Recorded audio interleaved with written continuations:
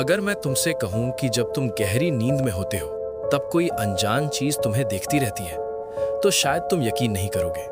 लेकिन आज की कहानी सुनने के बाद शायद तुम रात को सोने से पहले एक बार जरूर अपने कमरे को देखो। हेलो, मेरा नाम अमन है और आप सुन रहे हो स्टोरियस। और आज मैं तुम्हें अपनी दोस्त की एक छोटी लेकिन बेहद डरावनी कहानी सुनाने जा रहा हूँ। मेरी दोस्त का नाम तनीषा है। वो 11th क्लास में पढ़ रही है, पढ़ाई में काफ़ी अच्छी है और स्कूल में टॉप करना चाहती है। इसी वजह से वो अक्सर रात भर जग कर पढ़ती रहती थी।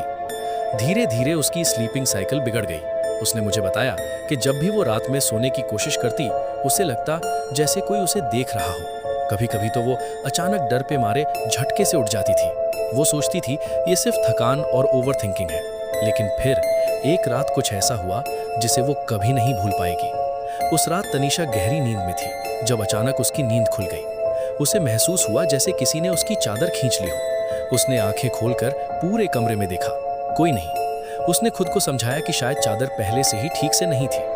ओवर थिंकिंग सोचकर वो फिर सोने लगी। तभी उसकी नजर रूम के दरवाजे के पास गई। वहां अंधेरे में एक काला साया खड़ा था, बिल्कुल इंसान जैसा।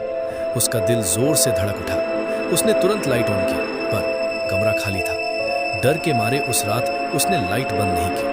सुबह जब तनीषा उठी तो उसके पूरे शरीर में अजीब सी जलन थी। जब उसने ध्यान से देखा तो उसके हाथों, गले, पेट और पैरों पर नाखूनों जैसे खुरों के निशान थे, जैसे किसी ने रात भर उसकी बॉडी पर कुछ लिखने की कोशिश की हो। डर के मारे उसने ये सब अपनी मम्मी को बताया। उनकी मम्मी ने पूरा रूम चेक किया, ये सोचकर कि शायद किसी ने कोई गलत चीज या काला जादू की चीज रखती हो, लेकिन कुछ भी नहीं मिला।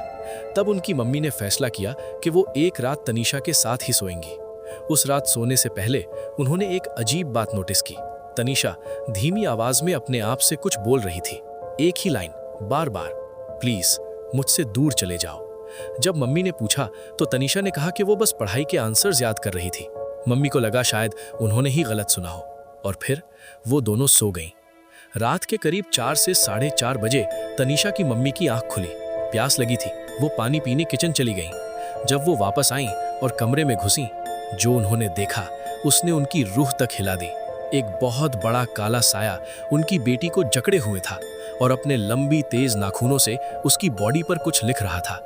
उनकी चीख निकल गई। दिल जोर जोर से धड़कने लगा। उसी चीख की आवाज सुनकर घर के सब लोग आ गए। तनीषा की मम्मी जमीन पर बेहोश थी और तनीषा बेड पर कांपी हुई, होश में। बाद में पूरे घर में पूजा करवाई गई। उस दिन के बाद न तनीषा को कुछ हुआ, न किसी ने दोबारा उस साई को देखा। लेकिन सवाल आज भी वही है, क्या वो सच में चला गया या बस अब चुपचाप देख रहा है जब हम सोते हैं।